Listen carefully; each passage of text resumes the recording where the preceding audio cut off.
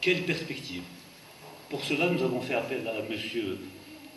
Belguidoun, qui est sociologue de formation, qui est professeur à l'université d'Aix. Il assume actuellement, on ne se connaît pas, mais j'ai lu ça sur Internet, la coordination du pôle de la recherche urbaine en Algérie. Il anime également plusieurs programmes de recherche. Nous avons eu le plaisir de vous écouter il y a 3 semaines à peine, lors d'une après-midi consacrée à l'Algérie encore, organisée par l'association Coup de Soleil. Et on peut dire également que vous êtes un invétéré, comme la plupart des gens qui sont ici. Donc, quels acquis, quelles perspectives de ce Hirak? En effet, voilà 8 mois que le Hirak a démarré. Hier, c'était, je le rappelle, la 35e semaine des manifestations. Peut-on parler, et là je laisserai parler, d'ores et déjà d'acquis? Juste un petit mot, à mon sens, indéniablement, il y a eu quelques acquis, ne serait-ce que parce qu'on a remplacé un président cadre fictif par autre chose. Mais est-ce qu'on a vraiment gagné? Parce que j'ai l'impression que ce qui remplace le cadre, c'est encore pire. C'est une authentique dictature militaire qui ne cache même plus son visage. Donc, les acquis, peut-être un peu la libération de la parole, et surtout le peuple algérien qui n'a plus peur. Il n'y a plus de peur. On peut s'exprimer, on peut manifester. C'est un acquis énorme, mais malheureusement, en parallèle, on a beaucoup d'arrestations. Si on veut être positif, on dit que Gaïd Salah n'a pas encore fait donner la troupe. Mais est-ce qu'on peut le mettre dans les acquis ou dans les... Pour les perspectives, est-ce que cette révolution pacifique suffit-elle? Est-ce qu'elle va suffire à faire tomber le régime? Ou bien y a-t-il un risque? J'emprunte la formule de Yasmina Khadra, je l'ai lu tout à l'heure. Est-ce qu'il y a un risque d'essoufflement, de renoncement? Je n'y crois pas pour ma part. Néanmoins, il reste toujours cette peur, c'est pas la peur, je vais dire qu'on a peur, on n'a plus peur, cette crainte d'une répression devant un système qui peut être aux abois, car comme on vient de le voir, il y a tellement d'intérêts à perdre pour eux qui sont capables peut-être de réprimer. Donc les perspectives, est-ce que ça va suffire à faire tomber le riz? Ou est-ce qu'il faut aller au-delà du mardi et du vendredi? Est-ce qu'il faut aller, et je vais oser un gros mot, aller vers la désobéissance civile? Quoi qu'à mon sens, elle est déjà commencée, puisqu'il n'y a plus que le mardi et le vendredi, mais il y a déjà le dimanche, ça s'est passé cette semaine, le dimanche avec la manifestation devant l'APN. Il y a eu, il y a 2 jours, le concert de casseroles et de mehelez, qui, à mon sens, prélude à la vraie désobéissance civile. Je ne vais pas vous définir la désobéissance civile, je crois que ça va être le rôle de M. Guido. Voilà, et je vous laisse donc la parole. Vous avez 20 minutes. Normalement, c'est ce qu'on m'a dit de dire.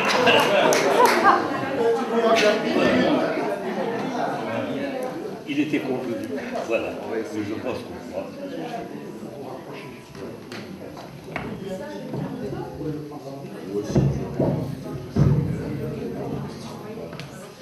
Merci. Merci, Monsieur le Président. Merci aux organisateurs. Merci à Ali pour sa brillante intervention qui a donc bien permis de vous préparer à écouter une suite qui va essayer d'être à la hauteur de ce qui a déjà été annoncé et en même temps de répondre à vos questions. Effectivement, tout ce qui vient d'être dit sur le contexte géopolitique et la manière dont l'Algérie et l'économie algérienne est étroitement imbriquée aux gros intérêts mondiaux dans le cadre de la mondialisation, et cette mondialisation, on le voit, elle n'est plus dans ces anciens rapports coloniaux avec un centre bien identifié et des périphéries, les pays colonisés, mais dans des multicentres avec des relais, notamment des puissances régionales, qui infèrent complètement un certain nombre d'économies par le biais de relais qu'ils ont au niveau de ces pays asservis, dont l'Algérie, bien sûr, fait partie, puisque on le verra, c'est que moi j'essaierai de présenter maintenant le versant interne à cette crise de ce régime qu'on appelle un gros mot, mais j'essaierai toujours de clarifier les mots qu'on utilise dans nos disciplines pour parler de ce type de régime, pour expliquer comment ça fonctionne. Donc au niveau interne, ce qu'on appelle ces régimes autoritaires, rentiers et néo-patrimoniaux. Néo-patrimoniaux, c'est-à-dire construits sur la base d'une façade civile. La façade civile, pendant 20 ans, elle a opéré avec ses institutions, ses assemblées élues à travers un multipartisme de façade, et en vérité qui fonctionne sous le couvert, sous la surveillance étroite d'une armée, d'une institution militaire puissante, prête à intervenir régulièrement dès qu'il y a une crise.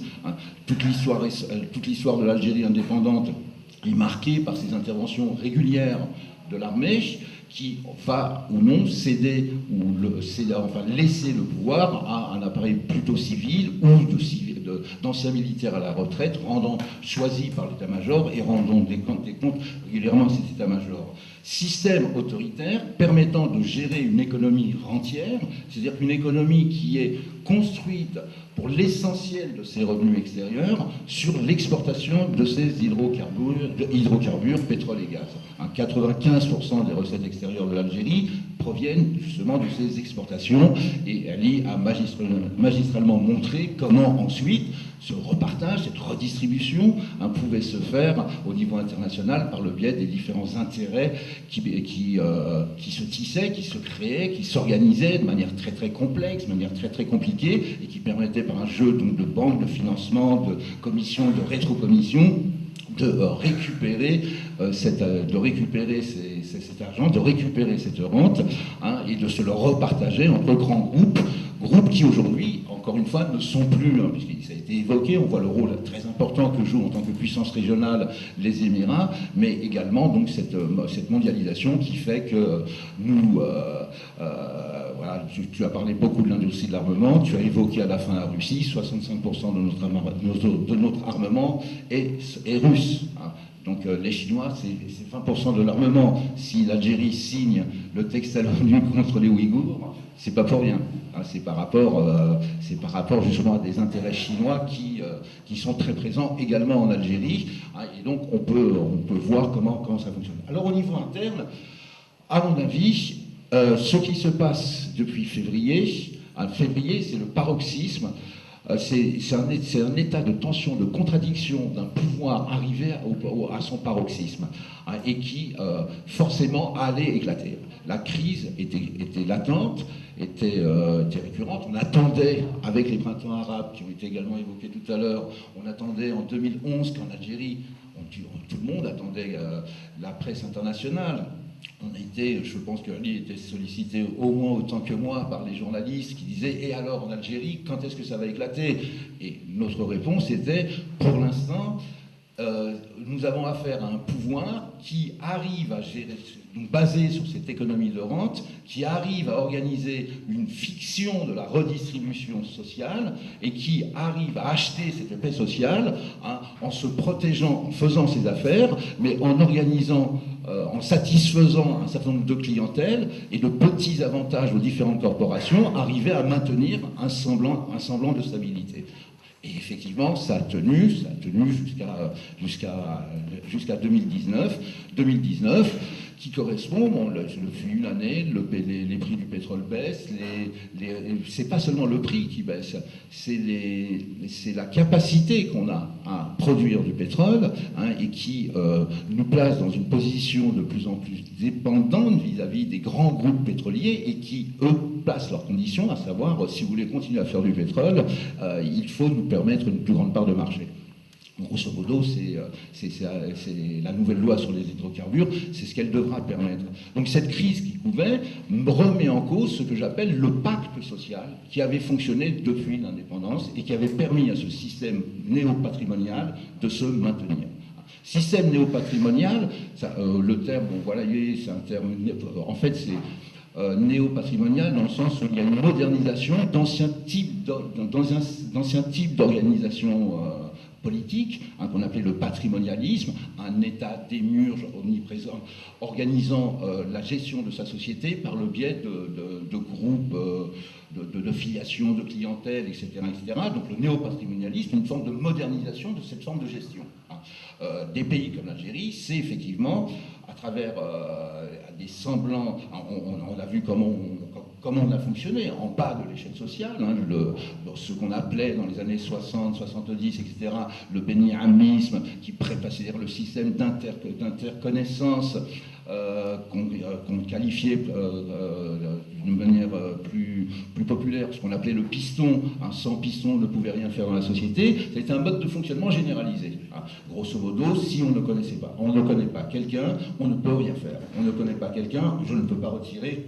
Ou alors je vais mettre un mois pour retirer un extrait de naissance, ou pour faire un 12S, etc. Si on est dans un système où on a généralisé, vous voyez, à travers un système bureaucratique qui officiellement existe, vous avez une administration avec son organisation, mais cette administration ne fonctionne que par le biais d'un système d'interconnaissance qui nous permet de naviguer à l'intérieur de cette administration, à l'intérieur de ces institutions. Or, tout le système algérien, ça c'est ce qu'on peut voir, nous, en bas de l'échelle. Or, tout le système algérien fonctionne de cette manière-là.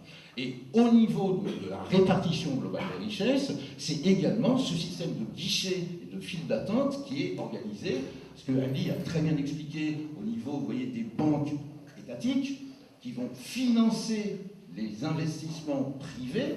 Il y a une véritable privatisation de l'économie algérienne sous couvert des marchés publics. Donc, ces banques vont financer l'enrichissement personnel de gens qui ne possédaient 0 centime, mais qui, par le biais des connaissances et parce qu'ils appartiennent à une clientèle protégée à l'intérieur de l'appareil d'État, et cet appareil d'État a toujours son protecteur militaire, leur permet de réaliser leurs affaires. Donc, grosso modo, c'est ce type de système qui nous régit, et c'est ce type de système qui est arrivé à épuisement, qui est arrivé à saturation. C'est ce type de système qui a éclaté. Le pacte social, ce contrat social, qui donnait l'illusion qu'il y avait une certaine justice sociale, enseignement pour tous, gratuité de l'enseignement, santé publique, généralisation de la santé publique, logement pour tous, de grands programmes de logement, etc., etc.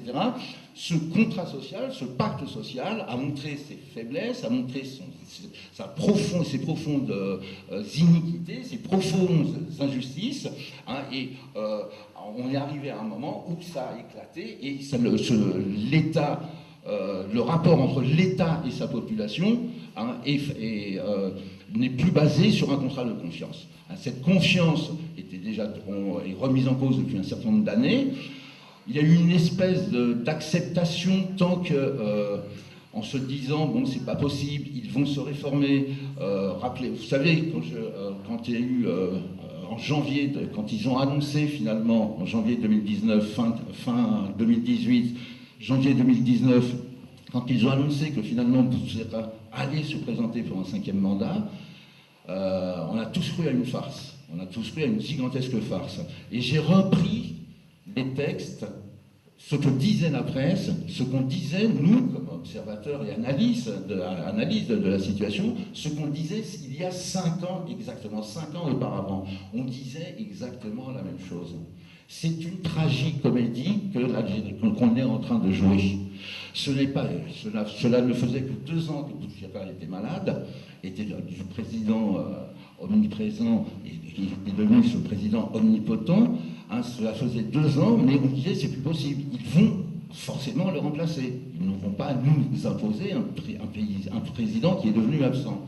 Or, ils l'ont fait et ça a marché pendant 5 ans. Pendant 5 ans, on l'a supporté. Et c'est là, si vous voulez, ça a été l'électrochoc. L'électrochoc symbolique d'une société qui va vivre sous le joug de cette fiction de la redistribution sociale, qui va jouer sous le joug de ce discours idéologique qu'on va déverser à longueur de journée dans les programmes scolaires, dans les télévisions, etc., sur cette légitimité historique d'un pouvoir issu de la glorieuse guerre de libération nationale, etc., etc., toute la litanie qui permettait justement de donner une espèce qui fonctionnait comme une rente idéologique et qui permettait d'assurer le contrôle de la rente économique. Vous voyez, le système fonctionnait doublement rentier. Il s'était accaparé la rente idéologique et politique. Nous sommes les dignes héritiers de la guerre de libération nationale. L'armée nationale populaire est la digne héritière de l'armée de libération nationale, et on continue à nous dire, et ça a fonctionné pendant longtemps. Qui pouvait remettre en cause cette légitimité du FLN? Et arrivé 88, on a commencé à scander le FLN au musée. Alors on a créé un parti bis, un parti plus moderne, le RND. Et FLN et RND se sont partagés le pouvoir. On a essayé de jouer sur cette dimension de légitimité historique et de modernisation d'un régime à travers, sa façade RND. Mais petit à petit, ceci s'est épuisé. Et symboliquement, ce qui se passe en 2019, c'est-à-dire qu'à l'unisson, la population va dire ça suffit. Symbolique. Vous savez, un monarque, Bouteflika s'est conduit comme un monarque. Un monarque, le charisme, ce que Weber nous explique, un grand sociologue, expliquait, c'est que la puissance d'un monarque, c'est son charisme. Et son charisme repose sur sa capacité à jouer sur ces deux corps. Le corps physique du président qui existe et le corps qu'il incarne, celui de la nation. Bouteflika a longtemps essayé d'incarner ce double corps du roi. Le président partout, omniprésent, qui sait tout, qui parle bien, qui maîtrisait la rhétorique, et en même temps cette nation algérienne qui allait se redresser, qui sortait de la décennie noire et qui allait retrouver le chemin de la croissance économique et de la redistribution sociale. Il a essayé d'incarner ces deux corps, et pour ensuite devenir ces deux corps malades. Il a incarné, il a symbolisé, non plus ces deux corps triomphants du monarque tout-puissant, mais ces deux corps finissants d'un régime agonisant.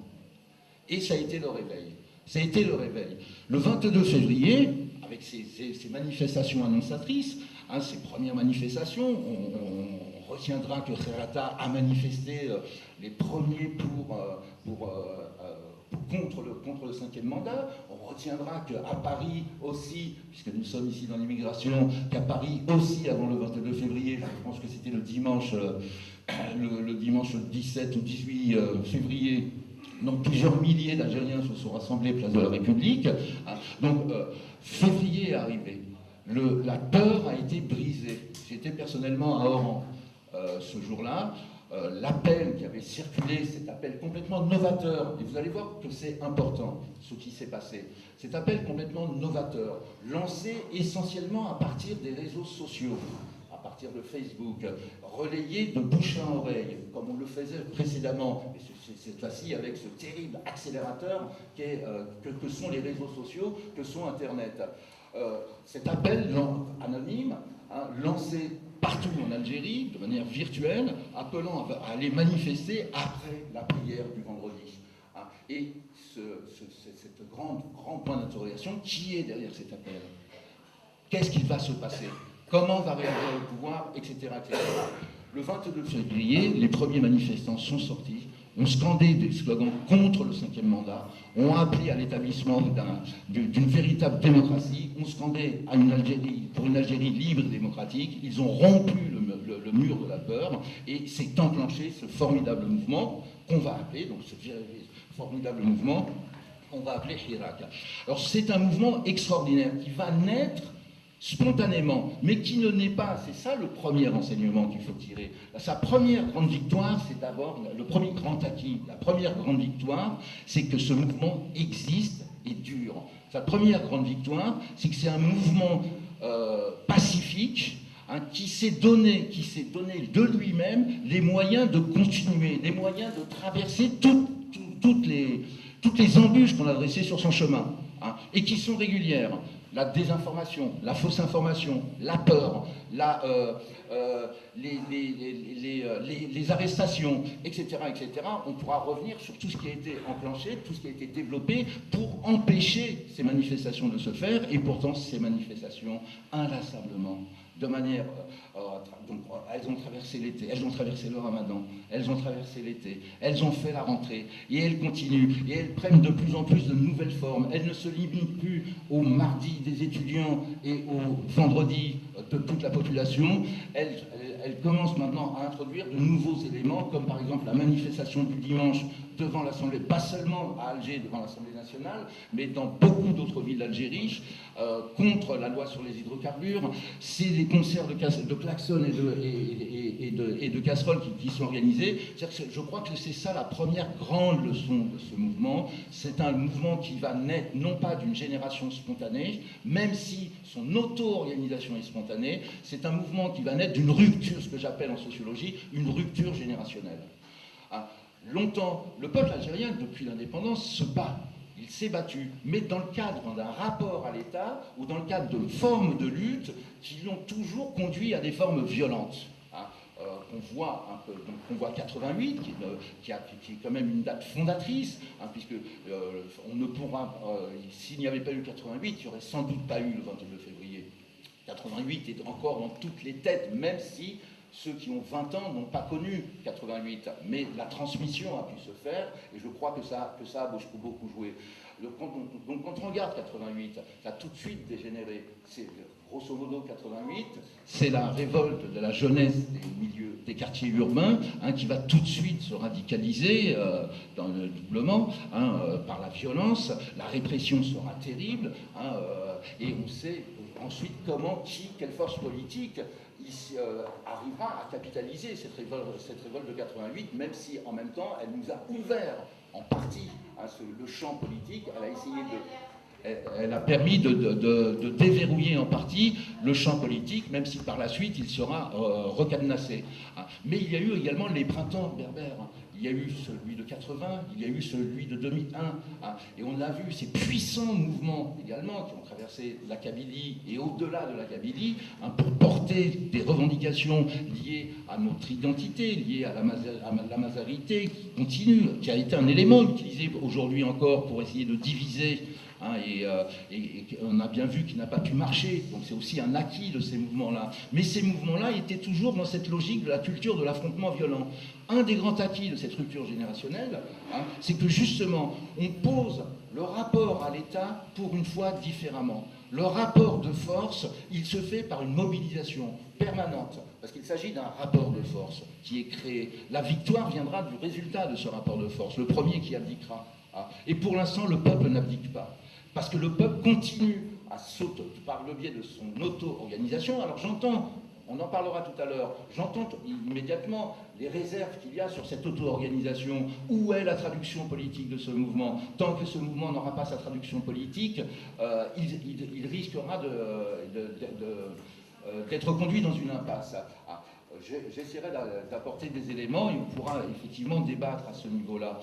Mais en tout cas, pour l'instant, c'est ce tsunami, ce qu'on a appelé, c'est ce Hira qui est un véritable tsunami, qui a vu au printemps des millions de personnes descendre dans la rue et qui, aujourd'hui, continue à faire descendre des centaines, chaque vendredi, des centaines de milliers de personnes dans la rue, tout en sachant que pour un manifestant dans la rue, c'est 5, 6, 7 personnes qui sont derrière lui qui le soutiennent. Et qu'il y a une forme de mobilité, de relais. Je n'ai pas été à la marche de ce vendredi-là, mais je vais à celle du vendredi prochain, etc., etc. Certaines populations restent massivement. Le pouvoir, il essaie par rapport à ces médias qui lui sont afféodés, qui lui sont fidèles, il essaie bien sûr de contrer. Il n'a pas réussi un seul rassemblement public de soutien. Et c'est là qu'on voit la faille, la rupture totale entre un pouvoir qui continue à développer un discours, enfin le pouvoir qui pour l'instant n'est représenté que par son chef d'état-major. Il y a et bien sûr les journalistes, ce relais qu'il a dans sa presse, mais dont la classe politique de soutien à ce pouvoir est complètement absente, est complètement disqualifiée. Un état-major, un chef d'état-major qui s'adresse à la population à partir de casernes, en utilisant une rhétorique qui appartient à un ancien monde, qui appartient à la dictature militaire des généraux sud-américains des années 1960. hein, à un ton extrêmement martial, de menace, de peur, etc., teinté d'une rhétorique un peu qui a trait un peu à la religion, à l'islam et au Coran. Nous connaissons les ennemis qui agissent par truc, mais nous les démasquerons un temps voulu, etc. Allusion à la sourate des Munafiqin ou d'autres. Hein, le gars qui écrit le discours de ce général qui parle à partir des casernes appartient à un vieux monde qui n'existe plus, un vieux monde qui est en train de couler, un vieux monde qui est en train de disparaître. Et face à ces discours qu'on n'écoute même plus, qu'on ne lit même plus, hein, je défie quiconque d'ici d'avoir lu le dernier discours entièrement. Hein, on s'est contenté de le survoler, de le lire en diagonale, parce qu'il ne fait que répéter inlassablement les mêmes propos, et la population continue à sortir dans la rue en disant « nous n'arrêterons pas, nous continuerons jusqu'au bout ». C'est un rapport de force, et c'est ça le premier acquis. Alors, on me demandait justement, dans des journaux français, l'importance, pour que ça parle à l'opinion publique française, j'utilise un élément de comparaison, et c'est ça le principal acquis. Le Hirak restera a profondément marqué, c'est le premier acquis, a profondément marqué la société algérienne. C'est le réveil de sa société civile, c'est l'équivalent, ce qui est en train de se passer, 8 mois, ce qui est en train de se passer, c'est l'équivalent de mai 68 en France. Et vous savez que mai 68 a été une profonde révolution sociétale qui a eu des conséquences politiques par la suite. Hein, les socialistes, quand ils gagnent, quand Mitterrand et le Front commun gagnent 15 ans plus tard, c'est le résultat de la révolution de mai 68. De ce qui s'était passé en mai 68. Ce qui se passe en Algérie, c'est du même ordre. Ce que j'appelle donc une rupture générationnelle. Rupture générationnelle, vous savez, il y a un slogan qui m'a beaucoup marqué dans les marches, c'est « Ils ont tous 80 ans », en parlant des gens du pouvoir, « Nous avons tous 20 ans ». Et c'est là voilà le symbole de cette rupture générationnelle. Nous voulons entrer de plein pied dans le nouveau monde, et ce nouveau monde, incarné par le slogan « État civil et non militaire », ce nouveau monde, c'est un État de droit, prélude à toute démocratie, prélude à une Algérie libre et démocratique. C'est là le premier acquis. Alors bien sûr, il y a eu des résultats, c'est un rapport de force. Ce rapport de force a permis d'éviter le 5e mandat, d'empêcher le 5e mandat, de déjouer le plan du prolongement d'une année du 5e mandat, d'aboutir à de pseudo-élections présidentielles au 4 juillet, hein, et aujourd'hui de déjouer également ces pseudo-élections qui, même s'ils osent les organiser, seront de toute manière un fiasco total. N'auront aucune reconnaissance et seront un fiasco total. Alors ça, c'est les acquis de l'immédiat, mais les acquis les plus puissants, c'est donc cette nouvelle conscience constitutive aujourd'hui de la nation algérienne, cette conscience démocratique. Ce qu'on appelle en sociologie un début de sécularisation. Alors c'est encore un mot barbare qu'on utilise, enfin pour vous, hein, sécularisation, c'est-à-dire que rappelez-vous comment j'ai commencé mon intervention. J'ai commencé par dire appel à manifester le vendredi 22 février après la prière. Beaucoup étaient persuadés que ça allait être une récupération islamiste, etc. etc. Et bien, beaucoup de gens qui sont de sensibilité islamiste manifestent effectivement, mais ils ne scandent pas le slogan islamiste. Ils sont algériens. L'islam fait partie de la société algérienne et complètement. Il y a effectivement, et le pouvoir a beaucoup joué là-dessus. Le pouvoir, grosso modo, vous savez, quand Bouteflika a fait ce qu'on a appelé la réconciliation nationale, la loi de réconciliation nationale, hein, il a dit, bon, grosso modo, si je veux avoir la paix, vous voulez de l'islam à la base, on va vous donner l'islam à la base. Hein, et allez, construisez les mosquées là où vous voulez, interrompons les programmes trucs, mettons un peu plus d'instruction coranique dans les programmes scolaires, et comme ça, tout le monde est content. Et c'est effectivement ce qui s'est passé. C'est effectivement ce qui s'est passé pendant 20 ans. Mais en même temps, l'islam, maintenant, n'est plus un enjeu de société. Pour beaucoup. Il est pour certains. Bien sûr qu'il y a encore des groupes islamistes radicaux. Bien sûr qu'ils sont en embuscade. Bien sûr qu'ils aimeraient que le Hirak déborde sur une nouvelle insurrection islamiste, comme ça a été le cas en 88, mais en 90. Mais ce n'est pas le cas. Bien plus, des partis islamiques, conservateurs, hein, on n'a pas d'illusion à se faire sur le MSP ou sur Jaballah. on le sait, ce sont des islamistes que moi personnellement je combats, mais qui aujourd'hui ont décidé, en tout cas ils le font dans leur communiqué, dans leur truc, ont décidé de s'inscrire dans le champ de la lutte démocratique. Et c'est ce que nous réclamons tous, construire, et c'est ça les perspectives, arriver à construire un état de droit où les règles de la vie politique seront apaisées, seront claires, seront nettes, seront précises, celles de l'alternance, mais avec un état de droit qui protège tout le monde, qui protège les libertés. Un état de droit qui protège l'exercice et qui ne l'empêche pas, qui protège l'exercice de la démocratie. Et ça, c'est profondément ancré. C'est ce début de sécularisation qui s'est introduit et qui va forcément avoir, et là je réponds à justement ce qui est en suspens, la traduction politique. La traduction politique, bien sûr, 20 ans de Bouteflika, et 30 ans depuis qu'on a commencé à faire un multipartisme formel, où on a tout fait d'ailleurs pour discréditer les partis politiques, on a tout fait pour les casser de l'intérieur, on a tout fait, vous savez, à un moment, le jeu préféré des services de sécurité, c'était de provoquer une scission à l'intérieur d'un parti politique et de développer ce qu'ils appellent la tendance du redressement. Tous les partis politiques ont eu le droit à leur scission avec les redresseurs. Et on a cassé, on a neutralisé. Et il y a eu également une faute politique, il faut le reconnaître. Et ça, cette rupture générationnelle nous alerte là-dessus. La faute politique, elle était où? Elle était de s'inscrire dans la logique dans la logique du champ imposé par le pouvoir, imposé par le FLN et par le RND. Tous les partis politiques se sont comportés exactement comme des FLN ou comme des RND bis.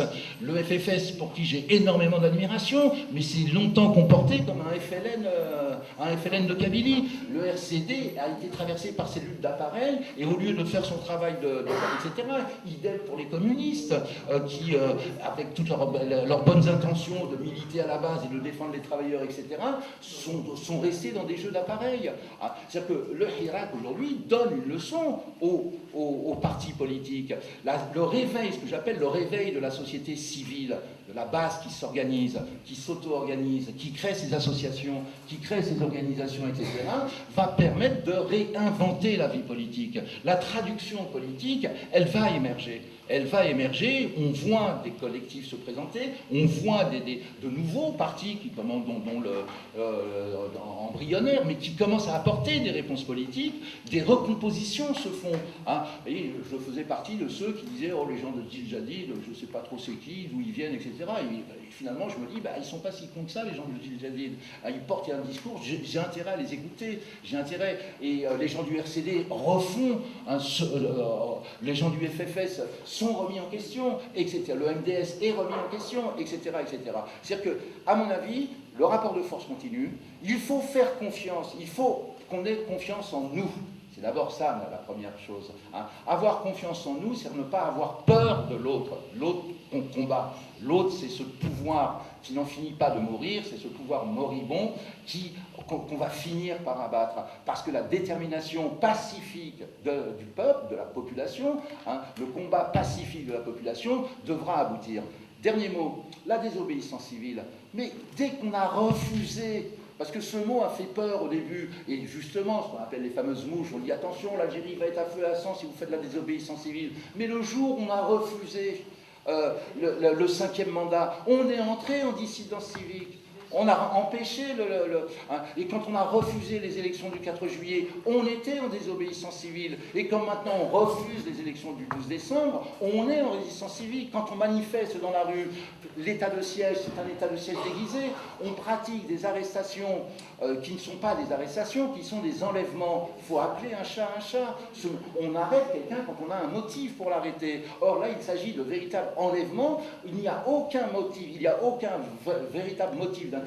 On en invente, qui n'ont rien à voir avec les raisons pour lesquelles ces personnes ont été happées, ont été prises, c'est des pratiques de prédateurs, ont été amenées dans des lieux secrets, puis conduits devant un procureur ou un juge d'instruction et ensuite enfermés à l'Harash. Il s'agit de véritables prises d'otages qui est faite. Nous vivons, vous voyez, c'est cette forme de répression. Alors il y a deux formes de répression. Il y a une répression totale. Là, l'Algérie se serait coupée, se serait isolée au niveau mondial, etc. etc. Il y a une répression qui va avoir le même effet. Hein. C'est celle de l'aléa, c'est celle de l'arbitraire le plus total. Et il y a 1000 manifestants, j'en arrête 5 au hasard. Je n'arrête pas, de temps en temps, j'arrête quelqu'un qui est considéré comme un leader. La plupart du temps, vous voyez, j'arrête une jeune femme de 22 ans, j'arrête un jeune étudiant de 18 ans, j'arrête une personne âgée de 65 ans, etc. Je vous montre chaque vendredi. Ça peut arriver à n'importe qui, et je vous fais peur. Voilà ce type de répression, et je termine avec ça. Hein, et pour l'instant, justement, ça n'a pas marché. Hein, 35e vendredi, 35e mardi, hein, les manifestations continuent, la détermination est intacte, et donc le combat continue, et je suis persuadé que le Hirak gagnera. Merci beaucoup.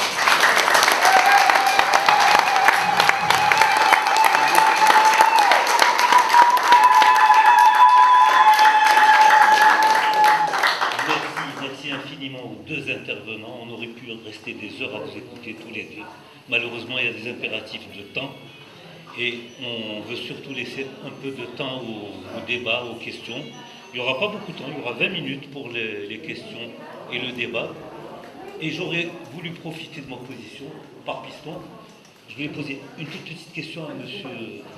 Ben Saad.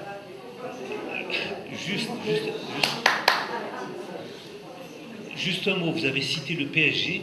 Le PSG, c'est le Qatar. Et quel est le rôle du Qatar dans tout ça? Parce qu'il ne fait pas partie des Émirats arabes.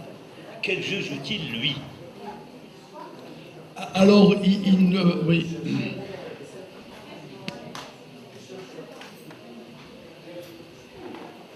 Bon, il ne faut pas se faire d'illusions sur une division qui n'est intervenue qu'à partir des années 2010, où effectivement, si je peux dire, il y a cette concurrence interne entre les différents pôles des pays du Golfe et de l'islamisme. Jusqu'en 2005, les frères musulmans étaient basés pour une partie essentielle en Arabie Saoudite. Et donc, effectivement, ce sont plus des ambitions géopolitiques qui ont divisé ces pays-là. C'est aussi, si je peux dire, cette nouvelle forme de division entre chiites, sunnites, mais qui n'a existé. En fait, c'est la révolution de 1979 qui fait émerger l'Iran à la fois comme autre pôle de puissance musulmane, mais surtout qui va se soustraire à l'influence américaine, qui va d'abord créer ce schisme entre, d'un côté, Arabie Saoudite, d'un côté de l'Iran, et le Qatar, il a une position très particulière, à savoir qu'il est très fortement lié à l'Iran, et que de ce fait, donc commence à s'organiser, si je peux dire, une forme d'indépendance à l'égard du parrain saoudien, mais sinon, alors formellement ça s'exprime entre l'opposition entre frères musulmans et salafistes, mais il faut voir que les frères musulmans ont été basés pendant très longtemps en Arabie Saoudite avec un deal, à savoir ne pas interférer, mais malgré cela, la tendance qui a été combattue, celle que représente Khashoggi, qui n'est pas un grand démocrate entre nous, c'était la fameuse de Sahwa et l'Akhiri, c'est un syncrétisme de salafisme et de frères musulmans à l'intérieur de l'Arabie Saoudite. Donc c'est à partir de ce moment-là qu'a commencé, si je peux dire, à y avoir cette concurrence, et puis c'est aussi l'émergence de pays qui vont se trouver subitement extrêmement enrichis et qui vont vouloir jouer un rôle géopolitique. Or, ces pays-là ne peuvent pas jouer de rôle par eux-mêmes, c'est par la projection, si je peux dire, vers l'extérieur que ça va se faire. Mais pendant longtemps, ils ont marché ensemble. Si je prends le cas de la France, pendant la période de Sarkozy, ben, c'était le Qatar et qui continue, etc. Mais à un moment donné, il y a eu, si je peux dire, ce choix géopolitique, etc. Alors, oui, ils interviennent à travers certaines franges des frères musulmans, à travers la télé El Magharibiya, etc., etc. Et c'est vrai qu'eux essayent d'épouser un mouvement. Est-ce qu'ils réussiront à le phagocyter? Je ne pense pas.